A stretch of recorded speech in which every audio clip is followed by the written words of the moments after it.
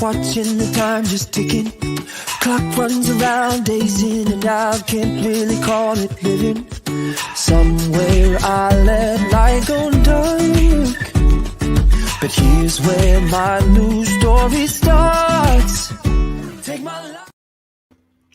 Hello, welcome to Heart of the Tribe. I'm so glad you came to join me today. My name is Chelle Wagner, and I welcome you to the platform. On today, Dr. Pigeon has been delayed, so he'll be joining me just a little bit later in the broadcast. And I hope you'll stick with me. I'm going to explain some of the preliminary stuff that we were going to explain together, and show you some things. What we wanted to do was bring you a view into what's going on at SephirAcademy.net. So I'm going to give you a view of that. The first thing that I wanted to do, though, today is say, thank you to Lamb Network TV. I did want to share, I'm going to share my screen with you. So right here, you can see, my show is playing. But what I really wanted to show you is right here. Let me bring this up. Here's the donate button. And what I wanted to say is that if you are enjoying the show and enjoying what Dr. Pigeon and I are doing here, what I'm doing here, what the other broadcasters are doing here, please consider making a donation to Lamb Network. I don't need a donation for my ministry. I don't have any specific thing that I need, but this platform provides a vehicle for me to bring on guests like Dr. Pigeon and like Michael Snyder and like Curtis Reed and Dr. Monzo and Nitsa Moshe. And so it's such a blessing to all of us. And, they've really changed over from being radio to now a TV platform and are now broadcasting 7 days a week, 12 hours a day. So right here, underneath the donate button, you can find a way to give to them. And so I thank you for that. And thank you for considering that. Now, I also wanted to bring up, I thought I had it ready. Sorry about that. Let me just type it on in here. SephirAcademy.net. All right. So this is what Dr. Pigeon and I really wanted to share with everybody today. Sephir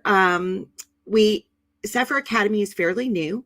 Dr. Pigeon has gotten it started. He is currently teaching a scriptural Ivrit for beginners. I've been taking the class, and when he comes on, he will share his heart with us about the class. But I just wanted to say, as a student, I have participated. I came into this Torah walk around 2002. It began to dawn on me, and I started trying to understand the language. Now, here is a quote that was given. I heard Dr. Pigeon give it on our last Hebrew class, and he said, "As we study the Hebrew language, we take on Hebrew thought. The language itself is prophetic." And that is absolutely my experience with studying the Hebrew language. This is a living language that opens up the scriptures for us. So, our plans right now, currently, of course, we have the Hebrew class that we're already in. And what's great about the class is every class is recorded.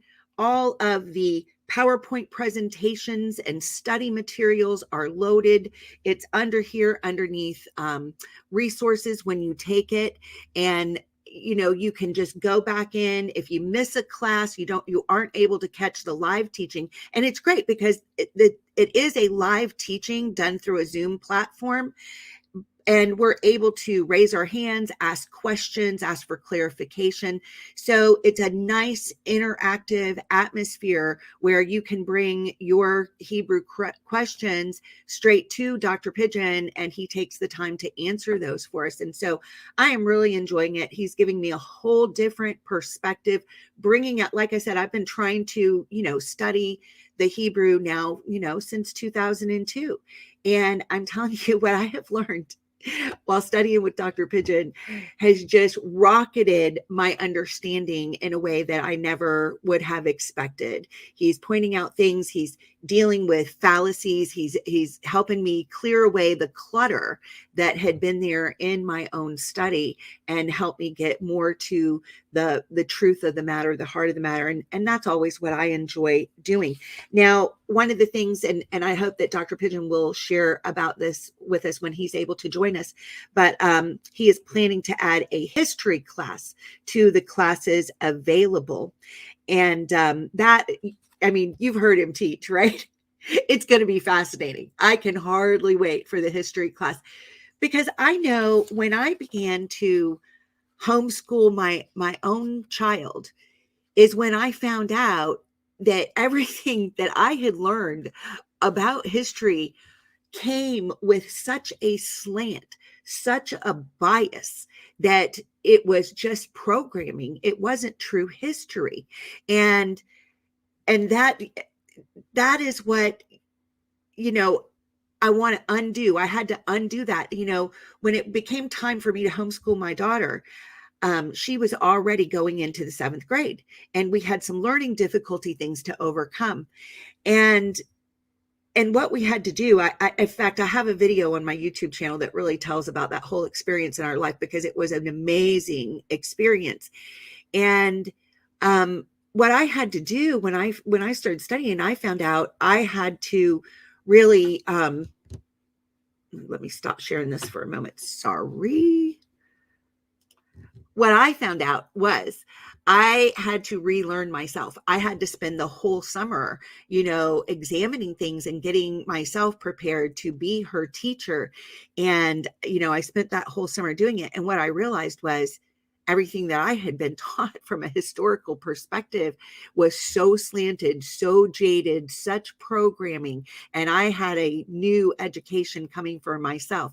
And that was back in 2001 when I started doing that. And, you know, my daughter homeschools her 5 children today. And I am a big homeschool advocate. There is nothing like it. In fact, I want to mention, you know, I do a lot of digging, but I'm not the most technologically talented person there is, right? So, you know, I was praying about this when Dr. Pigeon approached me and said, would you like to teach the Odeo, the Paleo Hebrew class? And I said, well, absolutely. And then I went, oh boy, Father, are you going to have to teach me PowerPoint? I don't know how to do PowerPoint, you know, that, and I'm not sure that I have time to get all my curriculum together and learn how to do PowerPoint, right? So that was my prayer. So here's how the Ruach works within the body. So you guys know from last Tuesday's show that Jessica Knock has really become a new friend of mine, and I am enjoying her friendship so much. And so she is a prayer warrior, and she was praying for me and contacted me and said, listen, there's a wonderful woman that I know who really has a heart to serve, that is extremely talented in making PowerPoint productions. Do you need help with that? Isn't that amazing? Isn't it amazing when we just bring our request unto him? You know, one of my favorite scripture verses is when Yahusha, we are told, I believe it's in Peter. I believe it might be 1 Peter 5, but I don't have the reference exactly memorized. But here's the essence of the verse. Cast all your cares unto me, for I care for you. Right? And that's how Yahusha cares for us as our shepherd. He cares for us. And then by his Ruach, he works things out on our behalf. He whispers our needs and our private conversations with him into the ear of another part of the body, so that they already have the answer, and then they come back and say, here's an answer for you. Where did you need this? I can't tell you how many times this has happened in my life. When, and just one more example, when I wanted to do a banner ministry, I didn't know how to sew a lick. I'd never sewed a thing in my life. I had gotten the football player next to me in my home ec class to make my patchwork pillow because I couldn't figure out the sewing machine, right? But then the Father lays on my heart a desire in a fine arts ministry to he makes me a fine arts pastor in the church, and I am doing all kinds of presentations and pageantry, and I need banners made, but I don't know how to sew. And so he he has one of my best girlfriends show up with a sewing machine. I didn't own a sewing machine. Show up with a sewing machine to my door and said, "The Father told me that you have need of this. Is that right?" And I did. And so I learned how to use the sewing machine. And then the next thing I know, here is a professional banner maker who comes to me and said, I've been doing this for a long time within the church. Would you like me to teach you how that's done? And so all her skills of 30 years of understanding exactly how to make these big, beautiful banners, she just shares with me freely, and I've been able to, put that into my ministry, and I've learned so much about that. So anyway, back to my story about the Paleo Hebrew. So I had prayed this, and Jessica Knock, says, I have a friend who's very talented. So I just want to give a shout out and say, Catherine Hood is amazing over in the UK. And she is the one who is producing. She's taking all my research and everything that I want to do for the class, and she's making it presentable. So it's a beautiful, unbelievable presentation. Not because of my talent, but because of the talent of Kat. So thank you, Kat. And you have no idea what a blessing you are. So I want to share with you a little bit about what I am going to be teaching in the class. So let me see if I'm talented enough to share my screen again. Let me get rid of that one. All right. Let's see here where I am at. All right. I think I have it. I'm going to add this back to the stream so you guys can see it. Okay, so what I'm going to be teaching is, of course, called the odiot. And odiot is the Hebrew word for letters. One letter is called an oat, and it's pronounced like if you were going to have some oatmeal, right? Oat. Oat means sign. So multiple letters are referred to as the otiot, which is plural and means signs. So here's what we'll be really looking at. The Hebrew letters, of course, this is what it looks like in the modern script. Now, this does not have the Masoretic vowel pointings. I've just got the aleph and the tav here. And now when we go down here, this is what is called the Paleo script. And so you see this here with the aleph and the tav. And then we come down to what's called the pictographs. There's the aleph, the ox head, and the tav. Okay. So one reference that I love, in case you're looking for references, this particular book has been around for as long as I have been studying this. It's called Hebrew Word Pictures by Frank Seekins. In this, he gives all the examples of the different types of script. And so he really takes you through when you're looking at this. Let me see if I'm getting a good picture.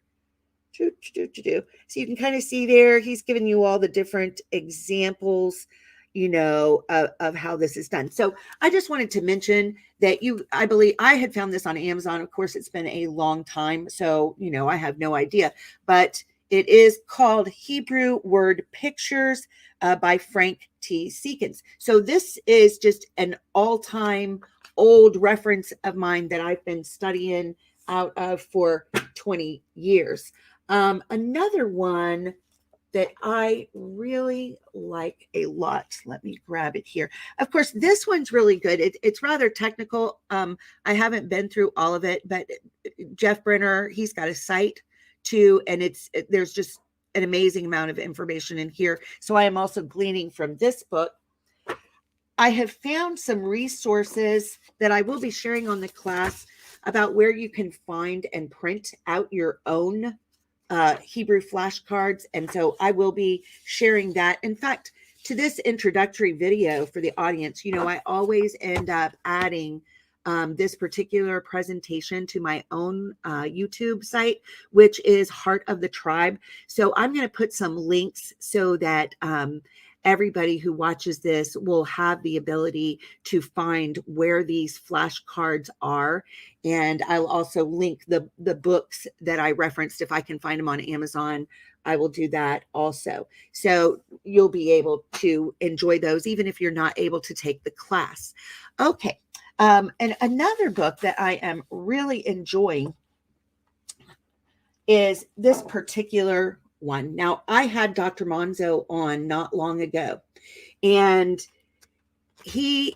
I believe, after listening to his presentation, after praying about it, after studying all of this, I believe that really the Ruach has downloaded a program that is going to be absolutely so imperative for the body of Yahusha during this time, when we see that probably as the persecution continues, as the tyranny continues, as we do not line up with what they're trying to push on us, we're probably going to have an alternative answer for our health care. And I just believe that this is what, the Father has given to one of his faithful servants, Dr. Monzo, to put in a over 400 page reference manual, so that we will understand the actual energy medicine, the negative and positive polarity that Yahuwah put within each of our hands. He explained on his presentation that, the electricity running through our body, but that we will have, when we lay on hands and are a conduit for the power of the Ruach to flow through us and touch others, that this is understanding, wisdom, knowledge, revelation given right here in a manual. And I am finding it absolutely incredible, as I study through. And so I'm using this also as a reference manual for my class. I'm gaining tons of information out of that. So, okay, I want to keep going on here. Oh, let me mention one more thing for the class that I'm going to be doing. In fact, I might mention two. And then I want to just do a little bit of teaching. So one other reference that I am going to have available for the class is I have come up with, I'll have 3 links available that show you where to download the modern Hebrew font, the Paleo Hebrew font, and the pictograph font. Now, Kat's let me know that when she tried to download the modern, it didn't necessarily work for her. I've had it on my computer forever. I've transferred it from computer to computer to computer to computer. So I didn't have to try that one. She did try it and said that that particular one isn't working. But she said that the paleo and the pictograph is working wonderful for her. And that's what I'm going to be studying on. So I hope that that ends up being really helpful for you. So what I took the time to do is I made up what's called, I call it my keyboard chart, because you download the font, but then you got to figure out, well, what letter on my keyboard corresponds to it, right? So I have produced for us a keyboard chart so that once you download the font, you will easily know how you can type this into your own document. So I hope that that is a great blessing. One of the other things that we're going to do in my class, because if you've ever watched any of my teaching, I probably do things different than anybody. I'm creative, and that's just how I think. I think differently. So number one, we're going to study the Hebrew in a chiastic pattern, which means we're going to start on the very first class with the letters Kaf and Lamed, and then we're going to work our way out, and we're going to look for the connections as they flow in that chiastic pattern. Why do I do this? I do this because I raised a daughter with dyslexia, and I have found that the way that we conquered her dyslexia is we challenged the brain in a lot of different ways. Now, Dr. Pigeon is teaching his class in order, Aleph through Tav, which is fabulous, and I love it. But I'm just going to present something a little different, and we're going to start at the heart of it, and we're going to work our way out. And one of the things that we're going to do is in each class, there are in the Brit Hadashah, 22 times here. I'll just read it for you out of the document I'll be sharing on the class. It says the word mystery appears 22 times in the Brit Hadashah, and the word mysteries appears 5 times in the Brit Hadashah. So I've listed them in the order in which they appear, along with the 5 sophites in the modern Hebrew at the end of the list. It is our job as a class to study the passage and see if we see a connection between the letter meaning and the parable. Like the parable, the mystery, right? Do some of them need to be rearranged? Can we gain an understanding of the mystery by looking at the pictograph of the letter? So that I will be challenging the class with, and we'll pick what I believe, maybe corresponds to what we're studying that week. But you'll have the whole document as soon as you are part of the class, so that you can also be studying that, and we'll have a little bit of time at the end of each class in order to discuss that as a group. Not a long time, but a little bit of time to share. Okay, so what we can see I'm going to start what I wanted to share with you today, that Yahweh has designed the Hebrew so that every word can be broken down to its 2 or 3 letter root. The meaning of the word can be seen in the meanings of the letter that form the word. What we call the alphabet consists of the 22 letters that Yahuwah used to sing the universe into existence. The Aleph, Tav are the first and last letters of the Hebrew alphabet. We are going to be working our way through the book of Zephaniah to examine word themes and their relationship to other passages in Scripture to see if the context of these scriptures gives us a double or triple witness to establish the paleo word picture meaning. It's my goal to communicate the study habits that are conducive to mining for treasure in the scriptures. So knowing that, here's what I wanted to just start with, really as kind of an introduction to this class today. So in Zephaniah 3:8, what's really interesting when you look at this verse in the Hebrew, and I found this out from Brad Scott. Boy, did Brad Scott give us treasures to mine when he was with us. But he shared this with me and pointed it out in one of his teachings. I don't mean like me personally, but in his teachings that I studied, that in Zephaniah 3:8, every single Hebrew letter is in that, including the 5 Sephites. So what does this say? Therefore, wait ye upon me, says Yahweh, until the day that I rise up to the prey. For my determination is to gather the nations, that I may assemble the kingdoms, to pour upon them my indignation. Well, what is that?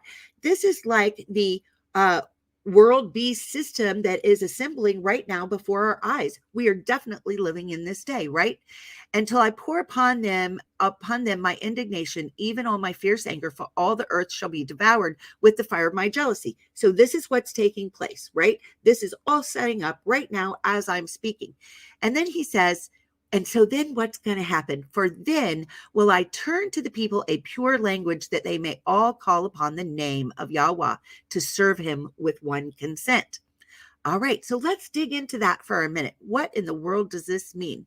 So we've got this, a pure language, right? So here's the word in the pictographic language. We have a bet, resh, resh. Here it is when I took it off of eSword, and this does have the Masoretic vowel pointings, but what we see is a bet, a resh, and a resh, barar. And so what do we know from Brown Driver Briggs about this particular word? It means to purify, select, polish, choose, purge, cleanse, make bright, test, or prove. To purge out, purify, make it shining, to polish it, right? To polish the arrows, to show oneself pure, just, and it is a verb, so it's an action word. All right. So now what's the word for language? Here it is in our pictographic language. We've got the shin, the pei, and the tav. Okay. And then over here, Brown Driver Briggs and Strong's gave me two possible spellings for the word. So now we also have it in the pictographic with safa. So we have the shin, the pei, and the hey, right? Which is like the breath.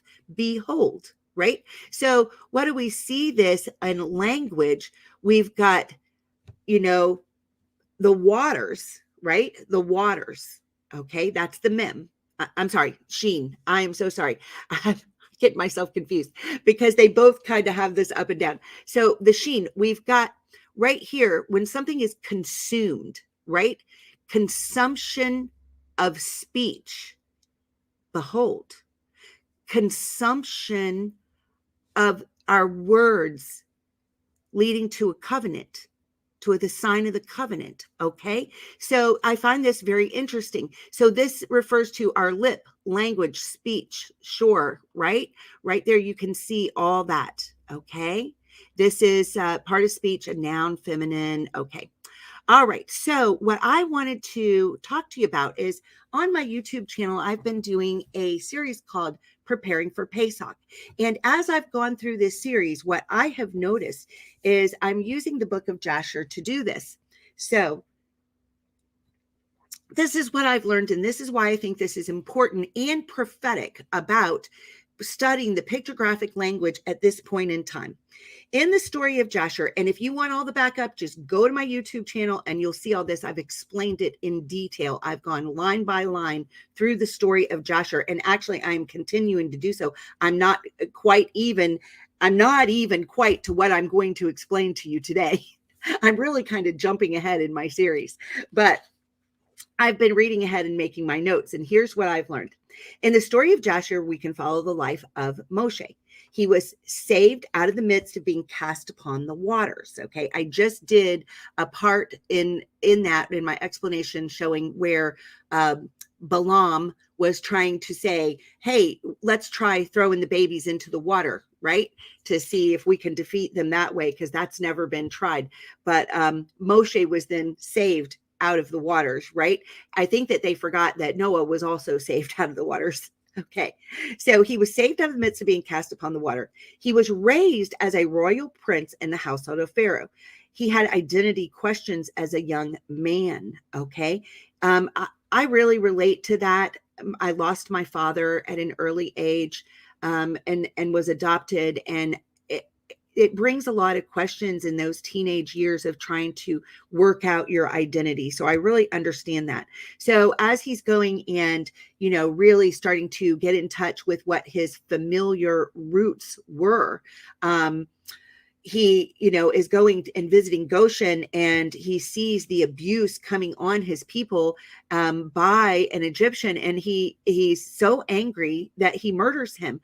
I can tell you justified anger is the most dangerous type of anger, because we can talk ourselves into saying that it's okay to take vengeance upon things. It's a really dangerous emotion, and it's one that right now we need to be extremely aware of so that the enemy does not use that against us to entrap us.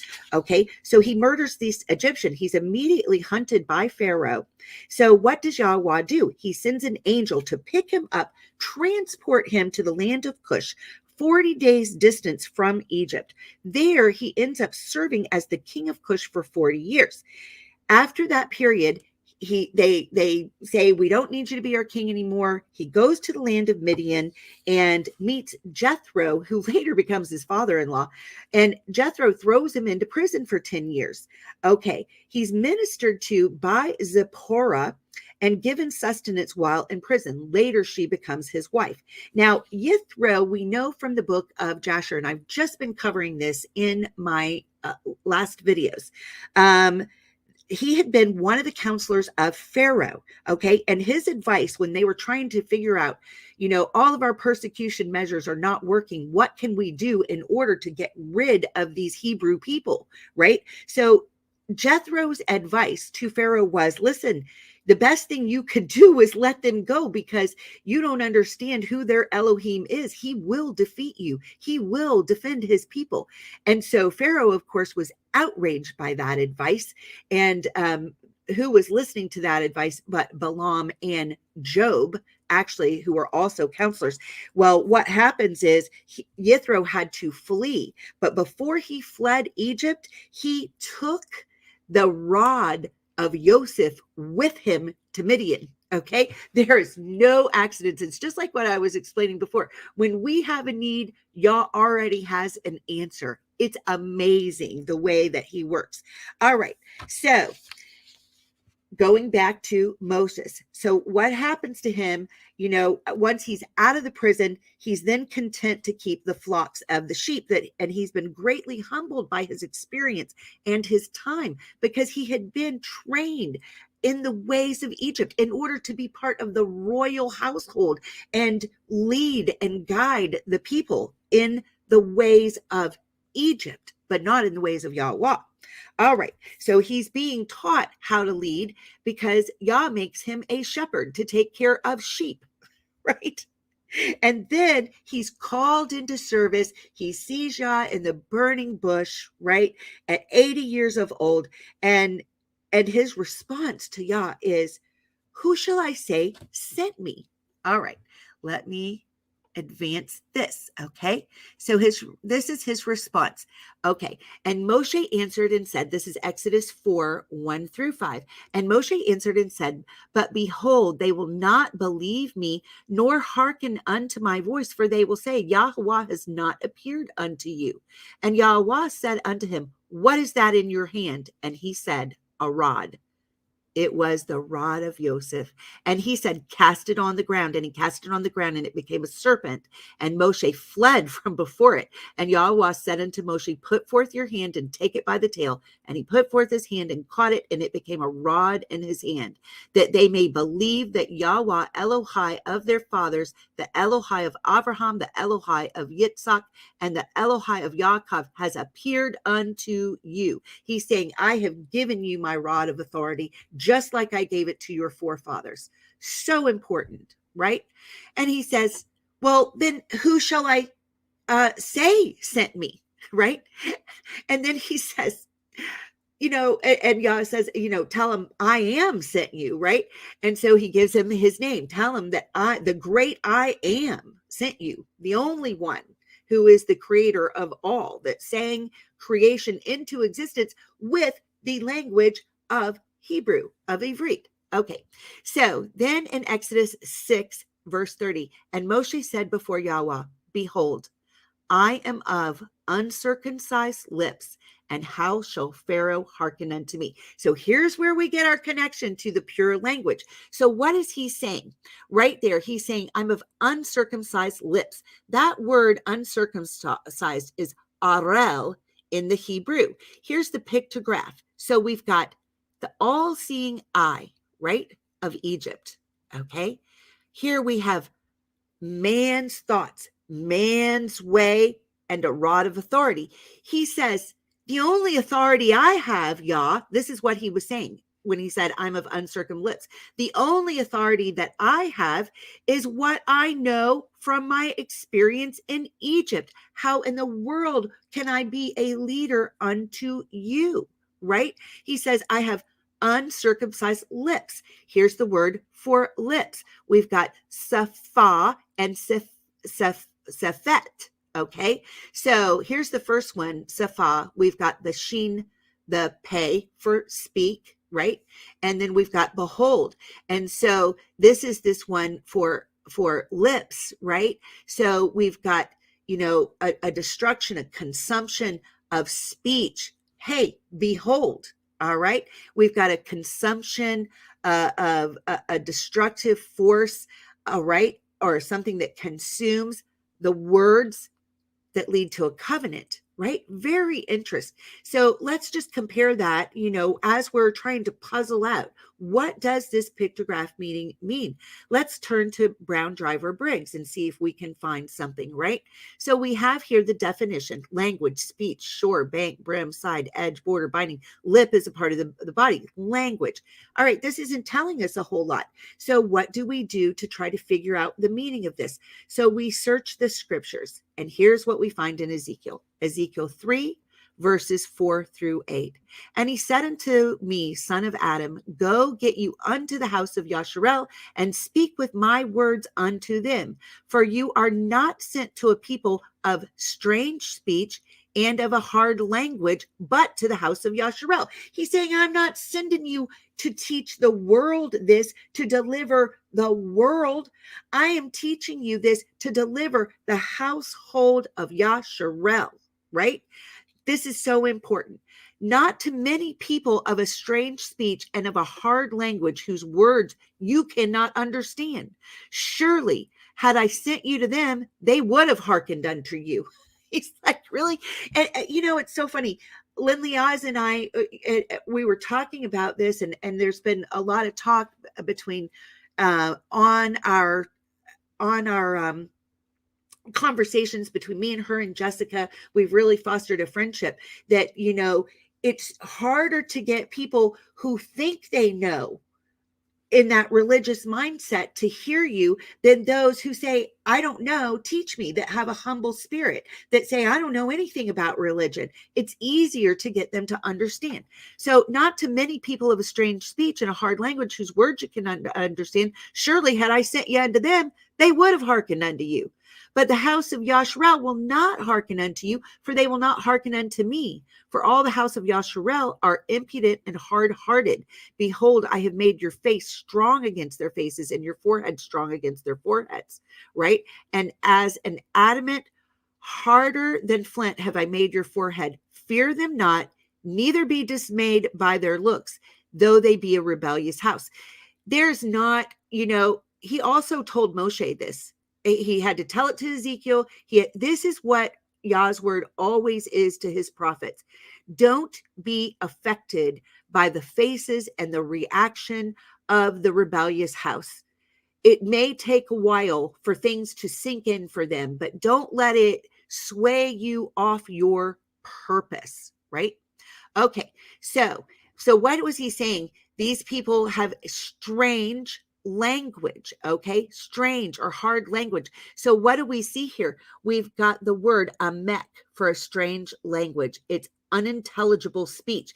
It's like gibberish in Yah's ears. He's like, I'm not listening to this, because it's speaking the mind of the world beast system, right? We saw that earlier in the word, the uncircumcised lip, the strange language. Here again, we've got the ayin, the mem, and the kuf. And so what do we know about those words? I'm sorry, I kind of ran out of time and I didn't have time to put it on this presentation. But here, this ayin, again, we have the all-seeing eye. So let me see if I can just show you. So we've got the ayin, right? And then we have the mem, the chaos of the waters, right? And then we've got a kuf. What's behind you, right? The sun on the horizon. What's behind you? So he's saying, this strangeness is something, it produces chaos that's better left behind, right? It's unintelligible. Okay, now on to the word hard. We've got kabed. So we have a cough, a bet, a dalet. Another way of saying that many times is kavod, okay, which we know for glory. I'm going to be going over that in actually my first class. We're going to dig deep into that word. But it also in this meaning can mean heavy, great, heavy, all right? It means difficult or burdensome. It's a burdensome language. Okay, so it's something that is very oppressive. So we know that it's not coming from Yah. So what do we see here? Let me just read you this one passage out of Ezekiel, and that is out of Ezekiel 33, starting in verse 13. When I shall say to the righteous that he shall surely live, if he trust to his own righteousness and commit iniquity, All his righteousness shall not be remembered, but for his iniquity that he has committed, he shall die for it.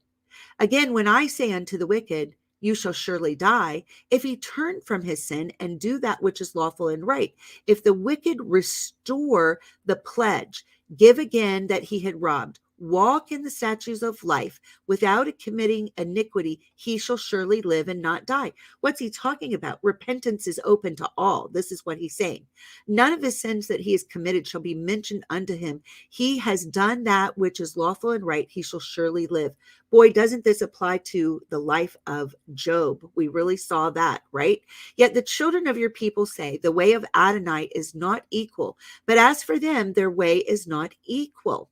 When the righteous turns from his righteousness and commits iniquity, he shall even die thereby. All right, looks like Dr. Pigeon is getting ready to join us in just a moment. So I'll finish up this passage and then I'll be bringing Dr. Pigeon in. All right, when the righteous turns from his righteousness and commits iniquity, he shall even die thereby.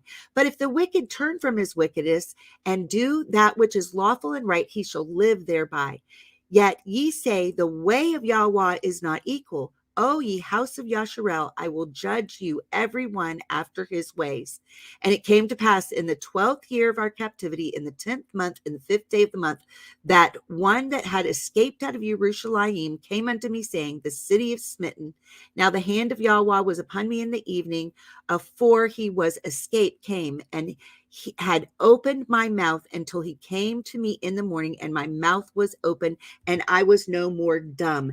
And that is what the crux of it is. When we learn to speak the Ivrit, when we are in union with him, we get the pure language and we can partner with him, and it is prophetic and it is powerful. And that was what I wanted to share with you today. So I'm going to stop sharing and I'm going to welcome Dr. Pigeon. Dr. Pigeon, welcome. I have so far today shared our Sefer Academy website so that everybody could see where the Hebrew class that you are currently teaching is taking place. I have shared our plans to let them know that you're planning on teaching a history class and that you're going to talk about that for a moment. And I've shared what my vision and plan is for the Paleo Hebrew class. So I am all done and the floor is yours. Welcome. Well, fantastic, Shelley. Thank you. Thank you for having me. Sorry about the delay. We had an emergency broadcast we were doing in Washington concerning the events of the day, which maybe we can talk about after we get through with this. But yeah, fantastic. And of course, that the Academy, where Sefer Academy is concerned, there's a lot of things happening. I mean, our Hebrew class yesterday, we're just going through the Aleph Beit, right? But pretty simple formula, right? Pretty simple formula, but not really. Because I was, I really had a blast during that teaching session yesterday. Because guess what? We're only 4 letters in, and yet people are beginning to think with a Hebraic mind. And this is what the teaching the Paleo Hebrew is really, but kind of foundational. Because part of this idea is and we learn also not only the Paleo, but where the Paleo is consistent with the Aramaic block script Hebrew, in that each letter has meaning, right? Each letter conveys its own story. And sometimes we think we know what that is. And like, for instance, yesterday we were talking about the Dalet, and the Dalet means the door. Well, does it mean the door? And it actually means more like the porthole or the entrance, right? The portal or the entrance, the gate, if you will. But it's not really the door. It's that part where you were outside, now you're inside, right? So I was talking about it with my wife. We were talking about what happened at the end of the meeting and about how we looked at this word, that they tell you is hedom, but that is, once again, a Masoretic pronunciation, Right. hedom, right? And when we look closely at it, we find out that he is probably a prefix to the word dam. And of course, dam being blood, right?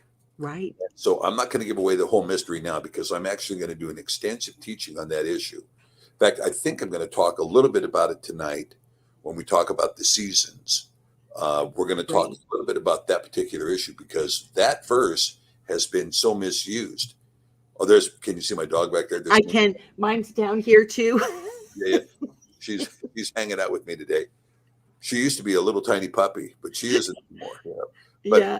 but anyway, uh, but so I'm talking with Stephanie about it. We're talking about this Dam, right? The Dalet Mem.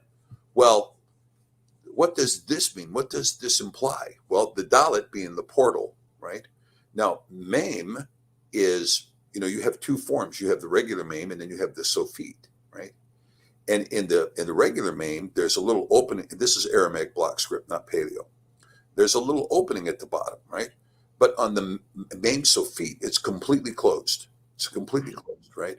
Okay, so this has its own implications because this is talking about, Maim is water, right?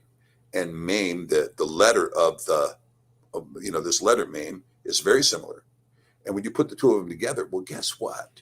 The Mem also means the womb, Right. right? Okay. So what this is telling us is that the womb, when you talk about the word dam, meaning blood, it tells us that the womb is the portal. So I asked my wife, where is blood initiated, right? It's in the womb at the point of conception. Mm-hmm. That all of a sudden, you have the egg is conceived, and when the egg is conceived, there's a flash of light. Right. And when there's this flash of light, guess what? There's this flash of light, and then blood begins to be generated, right? Blood cells begin to generate, and it's a unique blood type, sometimes consistent with the mother, but oftentimes not. It's a unique blood type that begins to generate. And so, as Leviticus 17:11 says, the life of the soul is in the blood. It's in the blood, right? Yeah. So what do you see when you talk about this word dam, meaning blood? It really means that the womb is the portal. The womb is the portal, right? It's amazing. Isn't that? Amazing. I It's, know. I just want to let you know we have about 10 minutes. Just so you know. all right, I guess. We're only an hour show today, so we only have about 10 minutes, just so you know. But I want you to run with whatever you want to share for that 10 minutes about your classes. Well, I just have to tell you, this is exciting. And when we do the history, we're going to be looking at the comparative history between the Torah and Enoch and Jubilees and Jasher. And we're going to be looking at those. We're going to go through those timelines comparatively with each other. And we're also going to be kind of figuring out the timelines. When did these things happen? Amazing. Like to give you an example, Shelley, when you take the 430 years, right? There's a passage in Exodus that says it was exactly on this very same day, right? Which was the 14th day of the first month, that the sojourning began. Right? That the sojourning began. Well, when did this sojourning begin? Because when you go back and you look at the years and you start adding that up, you don't get 430 years in Egypt. You get 430 years from the day that Abraham left Haran. Wow. And he left Haran, according to that testimony, on the 14th day of the first month when he was instructed to leave. And so you see him wandering into Shechem, and then down to Hebron, and then down into Mitzrayim, and then back into Philistia and Gaza, and then back to Hebron, and this stuff goes back and forth. But you see, he's a stranger in a strange land, right? Hager, the stranger. Yes, the stranger. Right? The foreigner. The foreigner, yeah. And so here he is, stranger in a strange land. So when we begin to talk about this, the history that emerges, particularly when you integrate Jasher. Now, I think was that your post that you put up on? Oh no, that was Tina's post to put up on Abraham out of Jasher. Mm-hmm. But I've done a video on that too on my YouTube channel. Yeah, it's incredible, and we've talked about some of the other elements of Jasher, like in terms of like Jasher 10, telling about where these different tribes were and how they were populated around Europe, really from ancient history. So once we begin to understand that, we can begin to trace the tribes, where the tribes went. And we see that we're going to get some very serious illustration. And there's some things in Jasher that are just enormous, because you get into this discussion about Zepho. Well, who's the Zepho guy, right? No other scripture talks about the Zepho guy. And if Jasher was a fabrication or a fiction, why would they bring this guy up?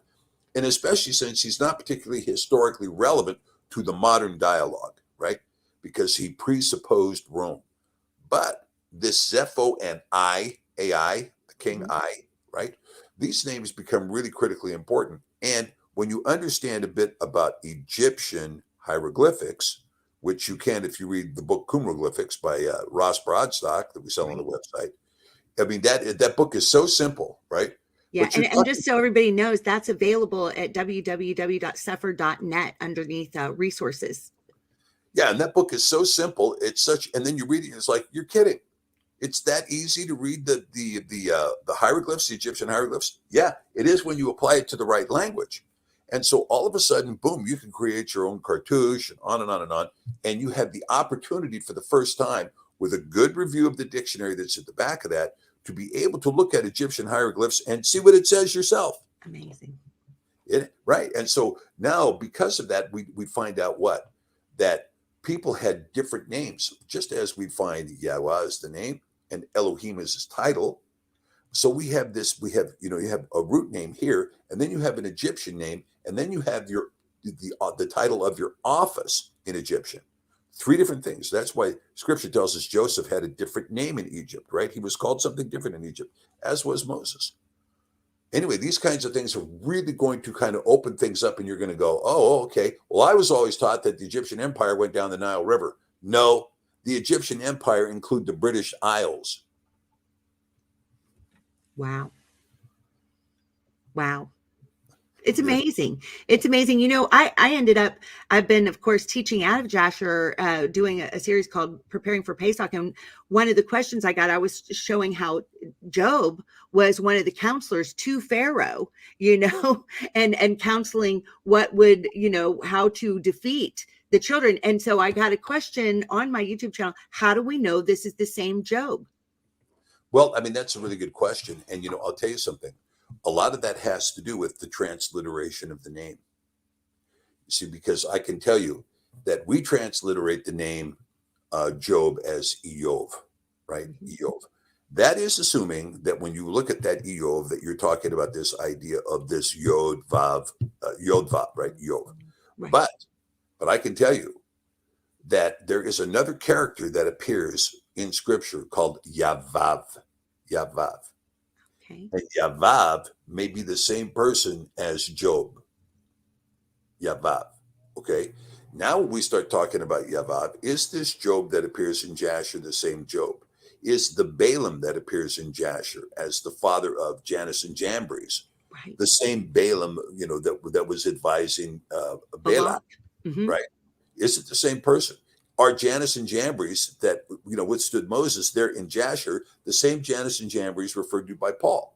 Right. I mean, these are questions, right? And of course, there is a question. How do we know? Well, we know by doing further research. That's how we know. And this is why Sefer Academy, we want to offer a panoply of services, Shelley, including your teaching. I'm hoping that John Reed Austin is going to come on and teach the Mazarot, right? Because it is time for the children of Yah to understand the stars in the heavens. Absolutely. I mean, Shelley, I don't know how much time we have left, but I got to tell you, I was jumping up and down with excitement last night. I was at my daughter's house, my son-in-law's house, and we were talking about what I discovered for part of tonight's presentation concerning the constellations, right? And I'll just give you a little precursor. Well, he says, well, I have this app that you download because he used to work in Australia. And he says, I was just blown away in Australia. I saw all these constellations I'd never seen before. And I really wanted to see the Southern Cross. And so he downloaded this app, this free app on his phone. And you can take this app and you can point it out at the sky and it tells you what the constellations are, right? I have that on my phone. I do that a lot. That thing is really fun. Okay, so last night I'm looking for the Big Dipper, right? Ursa Major. And I finally find Ursa Major straight up, right over my head, right? And this is why, and Ursa Major is always in the Alaskan sky. That's why it's on the Alaskan flag, because it's always in the Alaskan sky. 365 days a year, it's in the Alaskan sky. I can find it every night here in North Carolina, too. Yeah, because it's a far north, right? Yeah. But one of the constellations that we were watching was Virgo. Now, on this particular app, there's a red line across the app So when you look at the constellation, you can determine whether or not you can see that in the sky or not. You point the thing down. Okay, that's not visible in the sky. That's beneath the horizon. You can't see it, right? Well, here's Virgo, and I'm looking closely at Virgo. And if you look closely at the image of Virgo, you'll see in her left hand, she's holding a sheaf of what appears to be wheat, but is actually barley. Wow. But she's holding this sheaf of barley, and in that left hand is this star called Spica. And I'm looking, and Spica is below the horizon. Why is Spica below the horizon? Because we haven't yet reached the axial tilt when Spica is going to be above the horizon. And when Spica becomes above the horizon, guess what? The wave offering is in hand. Wow, this is just revolutionary. I wish we had another hour, but you know what? This is good. If people now know that this is going to be astounding classes and information. I mean, really unparalleled by what else is out there and available. I'm taking every class. I just am so excited. So, I hope that, audience, that you will come and join us at sephiracademy.net. And I promise you will more than get your money's worth out of these classes. Well, I'm glad you say it, Chelle. And listen, I'm really looking forward to you coming on board with the class. And I'm looking forward to John Reed Austin showing up too. He's got a lot to present on the Mazarot. A good study guide for that is the E.W. Bullinger, Witness to the Stars. I have that one. That's a free download. You can download it and print it. It's a good study guide for you. At least get you, adept in the 80 visible constellations, right, that are above us. And you can begin to understand, for instance, the summer constellations versus the winter constellations, why there are fixed constellations in the northern sky and in the southern sky, why the constellations in the north circle clockwise and why they circle counterclockwise in the south. Amazing. There's a reason. Absolutely. You and I know. Maybe it has something to do with the shape of the earth. I can't help it. You know me. I'm always willing to stir the pot just a tad. All right. Well, I am so glad you were able to come and join us for a little bit today. And unfortunately for today, our time is up. So I know you and I are going to stick around for a minute and have a discussion after the show, but and get some details smoothed out. But audience, I would just want to thank you. I hope you'll come and visit us at www.sephiracademy.net.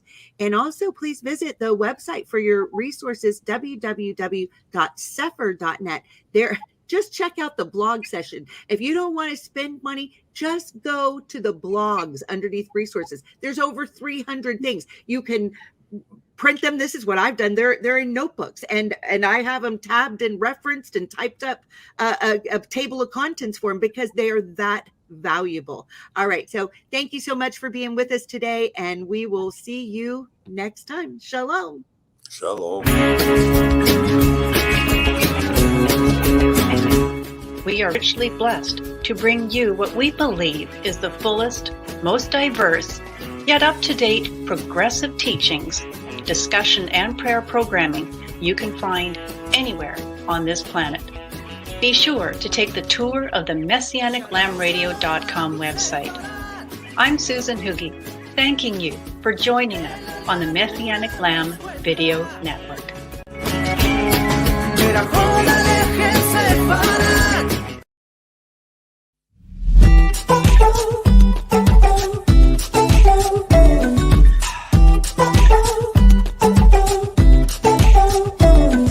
I've been asleep, head in the sand, watching the time just ticking.